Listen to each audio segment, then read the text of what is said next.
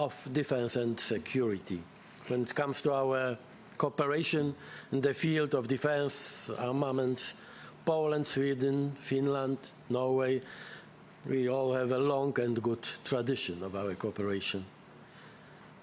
We share the assessment of the security situation, including concern for critical infrastructure and strategic resources along the Baltic Sea. We need new tools and ambitious means to counter threats. This is why I propose today to create a Baltic Sea policing mission in the Baltic Sea. I am really happy that my colleagues found it interesting, and we will continue our work on some details, but I have no doubts that also because of our plans to invest more on the Baltic Sea, for example, our Polish energy security is really connected to the Baltic Sea. We have in our plans a huge investment in offshore wind farms, for example. I think I don't have to explain here in Sweden how important also for our energy security is security in general on the sea and in our region. Security, resilience, and Ukraine will remain our priorities also during the Polish presidency, as I said, in the Council of the EU as of the 1st January 2025.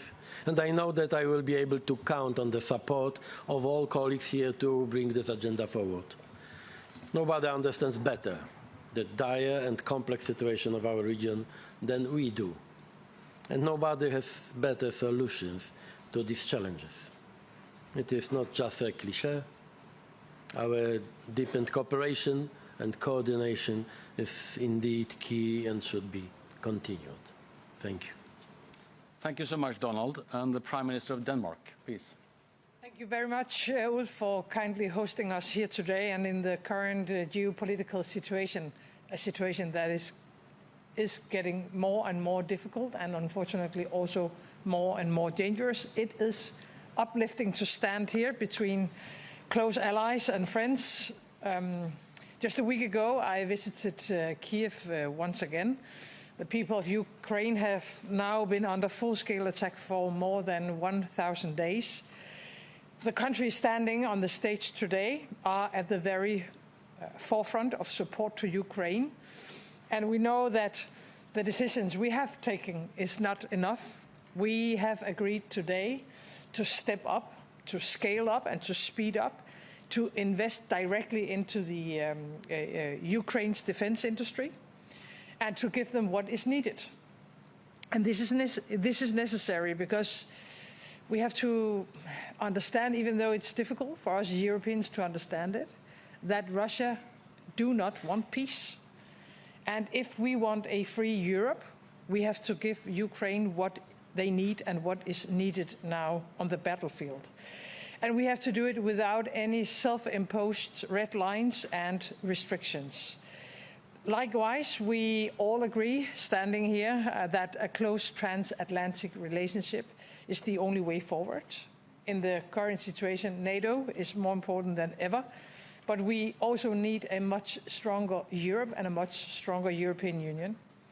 And in a world with North Korean soldiers in Europe, with more and more close ties between Russia, North Korea, Iran, and unfortunately also China, we have to maintain a very close cooperation with the US.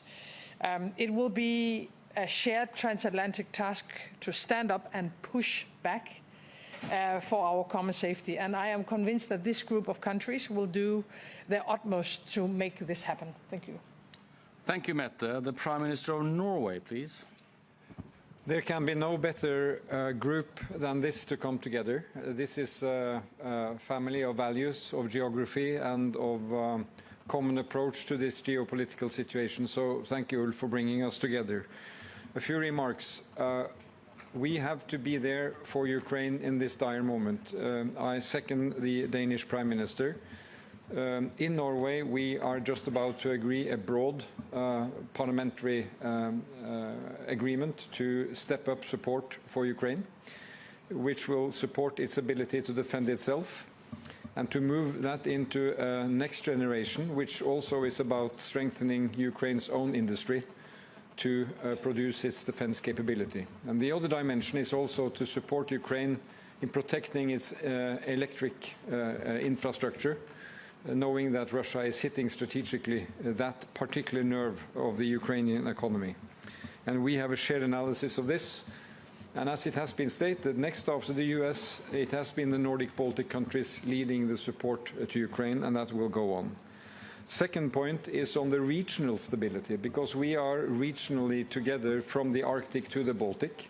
And I'm very happy to see the Polish Prime Minister here as part of that family today at this meeting. And we've been able to discuss security in the Baltic, security among our countries, and how we will coordinate towards the next NATO summit. On that, there are a lot of things to follow up from the previous summit in Washington, and we are all now in dialogue with the outgoing and incoming US administration to see to it that we are as united as we can be in this situation. So NATO is key.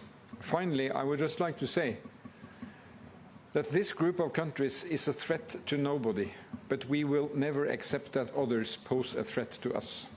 And that is why this kind of coming together, comparing notes, and agreeing how to move forward is very useful, and Norway is very happy to be part of that group. Thank you, Jonas. And the Prime Minister of Finland, please. Thank you so much, dear media representatives. First, I would like to thank you all for hosting this meeting. And I also want to thank you, Donald, participating in this NB8 meeting. It was very important. The world around us is uncertain. We all agree on that. We face security threats and challenges we thought we were already left to history. At the same time, after our discussions between neighbors, between friends and between allies, I feel reassured. We share a common understanding on the threat environment. And our key message from here is our support to Ukraine is strong and unwavering. Dear colleagues, dear friends, allies, when something happens, we act quickly and we act together. Our authorities cooperate seamlessly. Security in Europe, security in the Baltic Sea region is the very end at the core of our existence, our sovereignty. Therefore, it is crucial that we are ready to work together to bear our responsibility, to boost European preparedness and to strengthen European defense and deterrence. Thank you so much. Thank you, Petteri. And the Prime Minister of Estonia, please. Dear colleagues, dear journalists, from my side too, thank you, Ulf, for hosting us and this warm welcome all two days. I think this is a great format to bring us together and discuss common challenges affecting this region. My first and main message is that we have to do more for our defense. The 2% defense spending benchmark is probably not enough for implementing NATO's latest defense plans. Good plans mean usually nothing without being backed with real troops and capabilities. Therefore, if we want to be taken seriously, the defense spending minimum needs to be raised to at least 2.5% for all NATO allies. We need to show the same kind of decisions and unity here as we have shown in our support to Ukraine. There are two sides of the same coin. Secondly, we cannot make any concession to our support to Ukraine. We need everything we have to maintain the pressure and raise the cost of war to Russia. Estonia supports Ukraine with 0.25% of our GDP in the next 4 years, and everyone should. An aggressor cannot be allowed to rewrite the European security architecture. And finally, within a few weeks, I am happy to host many of you in Estonia at the JEF Leaders Summit. With ongoing Russia's aggression and increased hybrid activities, regional unity is more important than ever. The JEF Summit in Tallinn is a good opportunity to continue our today's discussion and further strengthen this vital cooperation. So once again, thank you all for hosting us.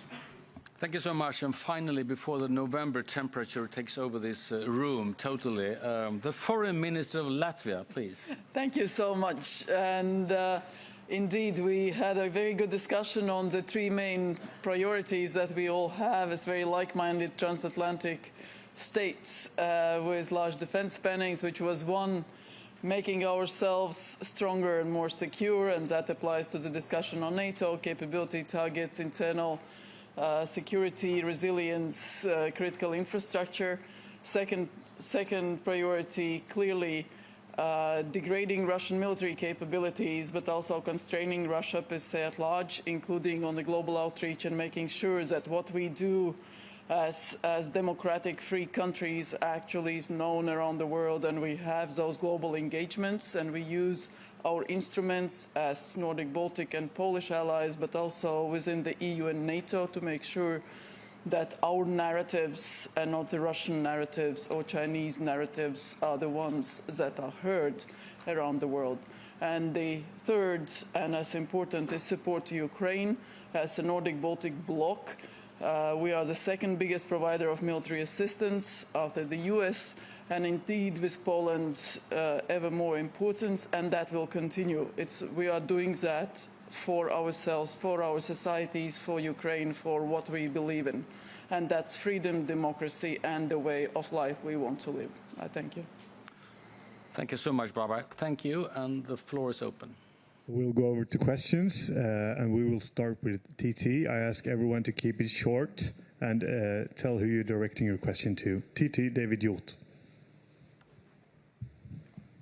Hello. So this question is primarily for Mr. Tusk, but anyone else can also add in if you like to. Do Poland and the European Union have the ability to give enough support to Ukraine if the US withdraw its support? What can you do to convince US President-elect Mr. Trump to keep on supporting Ukraine, and do you trust him? Please, Donald. It's obvious that Donald should trust another Donald. You know, we have no other choice, I think. Europe must be, and I think it's clear, not only among us, but also our colleagues, everyone who was in close contact with the president-elect is absolutely sure that this is what we need today. I mean, to build Europe again smart and self-sufficient and ready to, if needed, also to replace at least a part of American support for Ukraine. The communication of the president-elect was quite clear, and I think that we don't need to make any illusions about the prospect of the next weeks and months, which means that Europe, our group, but Europe as a whole, NATO, we all must be more determined and ready to, if needed, as I said, also to replace some measures and tools and money, if needed, also if the American decision is like it seems today. We should treat it as a chance, not as a threat. Okay, sometimes we have different opinions and different views than President-elect. It's something normal, but the fact that we need more European approach, at least for me, it's obvious. We should treat it as a chance, because in fact no one will replace Europe in our first and the most important duty. It's our security. Because frankly speaking, the problem is that we are not talking about Ukraine only, and not only about Russia. We are talking about our security. If you want to prevent the Third World War, if you want to prevent another phase of Russian aggression, you have to think about yourself as a strong enough, determined enough, and there's no even single reason to have complexes as a EU, as a NATO, as also this group of our countries. If you compare our potential with Russia, there's no reason that we should be afraid or to think about how to capitulate or how to sail Ukrainians' interests against Russia. There's no single reason, only mental one. I mean, and this is our role, I think, and I'm not the only one here to show to the rest of the world, but also Russia, that we are ready to act in a much more solid and, if needed, brave way. Thank you. We'll go to Sonia Otvinovska from PAP. So I have a question both for our Polish Prime Minister and the host of this meeting, so Swedish Prime Minister. And I wanted to come back to this issue of Navy policing system for the Baltic Sea. So I understand that all of the leaders are more or less in favor of this proposal. And are you going to raise it, for example, during the upcoming European Council? And a second question, a quick one. Is today's meeting an indicator that this format with Baltic and Nordic countries might, in some foreseeable future, also include Poland? Well, if I start off, I mean, we have had a very good cooperation for quite some time now.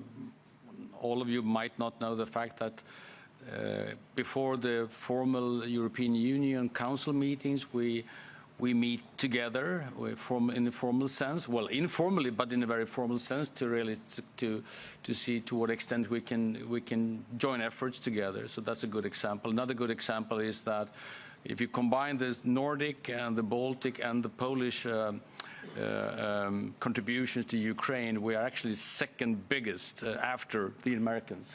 So that kind of it suggests to some extent the unity we have. In terms of the Polish suggestion or idea, I mean, decision-making processes are slightly more complicated than meeting here at Harpsund. I have to say that, not to disappoint you, but still. But there is an obvious kind of reason behind that idea. We have the air policing system, and for obvious reasons, and quite a few of you know about that, we have problems also on the surface and beneath the surface in the Baltic Sea. So there is a good reason to discuss this very, very carefully and very positively.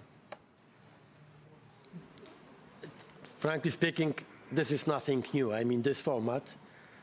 If I remember well, thanks to Petteri, Orpo, I am in fact a permanent part of our common preparation before every European Council meeting, and also Mette was very active to build this format to be more representative for the whole region, and I'm really happy that I can be sometimes also helpful in our discussions. The main reason is, of course, an objective interest of all of us. It's not only our friendship, sympathy, but it's so obvious that the group of countries that we have only common interest today, especially in the field of security. And this is why we will continue our cooperation in every aspect, also during our European Council meetings, during the Hague NATO summit, etc. It's nothing new, and it will be continued for sure. Rasmus Butchell, Danish Radio.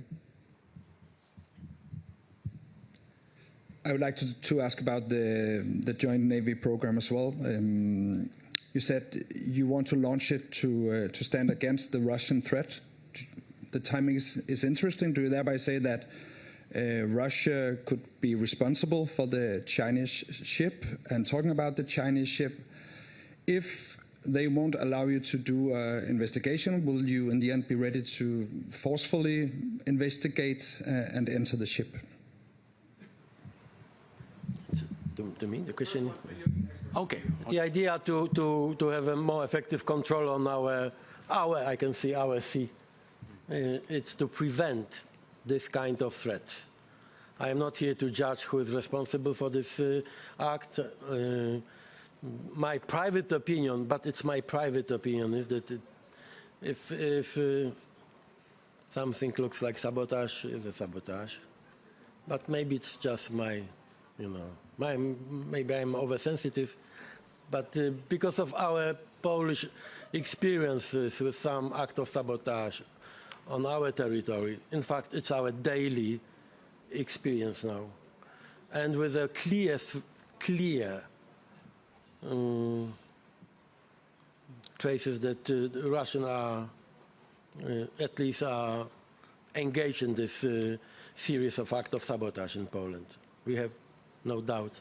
It means that as a Polish Prime Minister, I want also to feel much safer when it comes to Baltic Sea. There's no direct connection between this initiative and the latest facts on the sea. But anyway, I think it would be much better for all of us to have a full control on our also our territorial waters. Well, I have no more further comments today compared to yesterday, but as I said yesterday, we are in contact with China from the Swedish side, and that continues.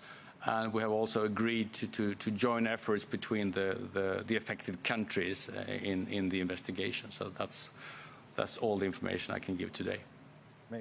Please, Petteri.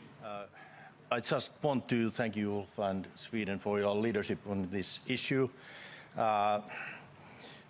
This is very, very sensitive question, but it's clear that now we have to give time to the police and authorities to investigate.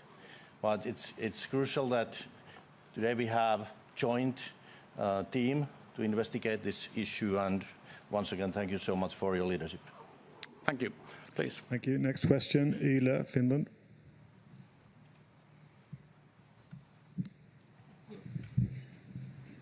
Janne from Finnish broadcasters. So in Finland there has been a conversation about if the country should withdraw from the Ottawa Treaty on anti-personnel mines. So my question goes to the ministers of the country in the NATO eastern border. Has there been discussion today about the anti-personnel mines, and would your country be ready to withdraw from the Ottawa Treaty in the near future? May I start? Sorry? Petteri, please. Maybe I can start. Today I informed my colleagues that we have this discussion, serious discussion on landmines in Finland, and I informed that they are going to do analysis for the security environment and the needs of defense. Our experience from Ukraine and also new technologies, and put all these analyses together, and also very careful analysis on Ottawa Treaty. But we have this discussion, we have not any conclusions, but I just wanted to inform my colleagues what kind of discussion we have today in Finland. Ulf, I would add too. Yeah. Yes, please. Yeah, thank you. The same, we are following the Finnish lead because we have had the same talks in Estonia. We even have people who are recommending usage of different mines, but we are also a member of Ottawa Convention, so we are looking at different options and new technologies because, to be honest, everybody is talking about the states, but the problem is Putin, not the states. And we are against Russia. Russia is an essential threat with using migrants as in Finnish border, also in different countries and so on. So all these things we are talking today about security is against Russia. This is the problem. Thank you. Norway, NRK, Joachim Reichstad. Yes, good afternoon. Nice to see you again since we met in Iceland about a month ago. My question is actually regarding that, because during the Nordic Council you discussed a lot about security in the Arctic region, and 1 month later it seems like the Arctic is forgotten and we all talk about the Baltic Sea. So maybe Prime Minister Tusk should close his ears now while I ask Mette, Frederiksen and Jonas, which are the countries mostly aware of the situation in the Arctic, how you see the fight between security in the Baltic Sea and in the Arctic region. Mette, please. Well, we are not forgetting anything, but your question underlines how difficult and I'm sorry to be very frank, also dangerous situation we are in, because when we meet a day like today, we are not only discussing Ukraine, we are also discussing the Baltic Sea. We are discussing new technologies. We have a discussion about what's going on in China and Iran and North Korea, and of course also other parts of the world. So we are not forgetting anything. We are ensuring together that we are able to tackle all the challenges and all the crises in front of us. But I don't think we have anything new to add to your question, because we had the opportunity to discuss this part of the world a month ago, but I can promise you we are not forgetting anything. Everything is on our table every time we meet now. Absolutely. Jonas, perhaps? Yeah, can I first I'd like to salute the journalists for following the debate in the Arctic and now here. But what I would say, this is underlining the indivisibility of security. Because at Iceland we were discussing security in Europe with the presence of the President of Ukraine. So what is the link between Ukraine and the Arctic? There are links. Because Russia is waging a war on Ukraine and Russia is a neighbor in the Arctic. So it's of extreme relevance. And there we were focusing on this area. Today we are at Harpsund and we are having our Polish ally and friend here. And we are discussing specific issues more to this region. But since we are these countries, we are linked. And we are part of an alliance where we have allies also in the south, and in the west, and in the east. That is the strength of the alliance. So in a month from now, we will gather in Estonia together with the UK, the Netherlands, the Nordics and the Baltics under the Joint Expeditionary Force. So you see more of these regional expressions on how we stand together, and this is the extraordinary strength of free democracies. We'll go over to the last question from Reuters. Simon here. Thanks very much. Simon Johnson from Reuters. You all agree that Europe should do more for its own defence.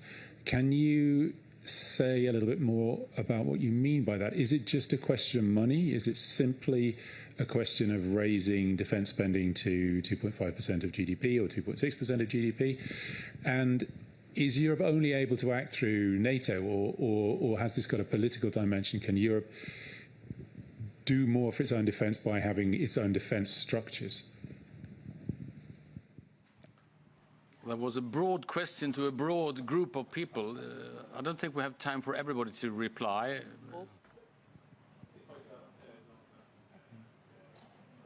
Yeah, please. Donald, would you like to start? Yes, I'm in a quite comfortable situation, because for me it would be, you can believe me, it would be difficult to say that I am ready to spend more than today for our security and defense, because today we have in Poland 4.2, next year 4.7. While GDP, I think it's more than enough. But I'm not here to impress you that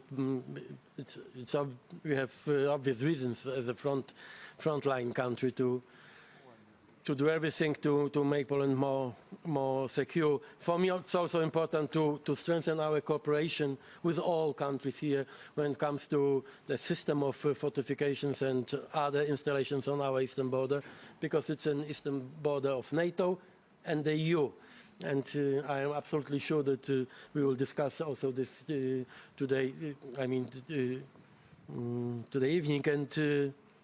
And my intention is to convince not this group, but our other partners in the EU to prepare more tools and more money for specifically for this project. I mean, how to physically how to strengthen our eastern border with Russia and Belarus. It's something really demanding and not cheap. And for this we need a united efforts from all the Europeans. If I may just add on that, I mean, Poland is the leading star in that regards, of course. But it's worth to mention that we all are in the club of those who exceed the 2% default, basically. We have a pretty robust answer to other countries saying, well, we all need to increase.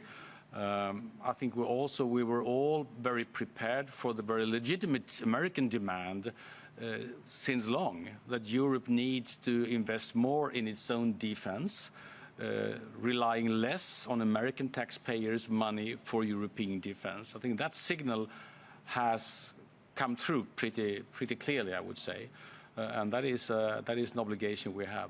Jonas, please. Well, just very briefly, because this 2-point-something target does not in itself indicate strength of our defense.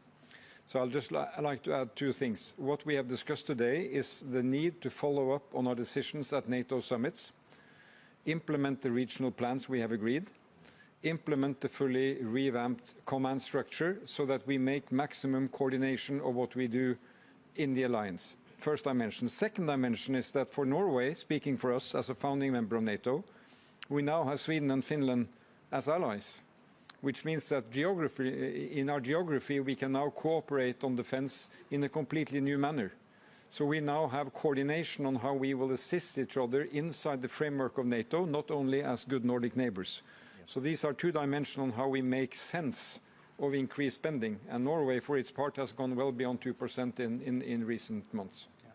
And finally, Baiba, please. Thank you very much. Also for us, 3.5% for defense, 1% for Ukraine aid, plus investment in external borders, both with regard to infrastructure. And obviously, we look at the EU and overall sort of allies and countries to understand that we are external border, both of the EU and NATO, which requires both military elements in that, but also civil border elements. It requires infrastructure and so on and so forth. And what has happened with the sanctions implementation that we expect all the countries in the middle of the EU to be very robust in implementing their obligations with regard to sanctions due diligence, because otherwise the burden is on the external countries on the border. We are the ones then at the end who have to carry that burden, checking all the customs declarations, checking the goods, checking the codes, the final destinations, and it's a big burden. Our customs, our border guards are really working overtime. So there are various elements. But as Jonas said, it's very important not to duplicate NATO. We have defense plans, we have capability targets. EU's efforts in this regard should contribute to the outcomes of those defense outcomes that we want in NATO, making us stronger, making us more secure. It's pretty straightforward. Thank you. And the final words go to Estonia. Thank you, Ulf. Estonia's defense spending this year is 3.4% of our GDP, and next year about 3.6, 3.7. And in a few years it will go over 4. So in NATO it's like Poland is the world champion over the 4, Estonia second, and the United States is third. So my recommendation also to my colleagues today and also in CHEF meeting in Tallinn 16th and 17th would be that whole NATO, every country would raise the level at least 2.5. Because if you look at the capabilities we need with hybrid threats and with Russia, we have the economic power. This is the most wealthy nations and most wealthy region in the whole world. So to chip in, and probably the world will meet different hybrid threats to different connectivity and so on. This is the only way to have two things First is security, and second one is prosperity. So yes, my recommendation would be to increase capabilities and increase the expenditure to defense, and also defense industry-wise, which we need in Europe too. Thank you. Thank you all. Thank you so much. Thank you.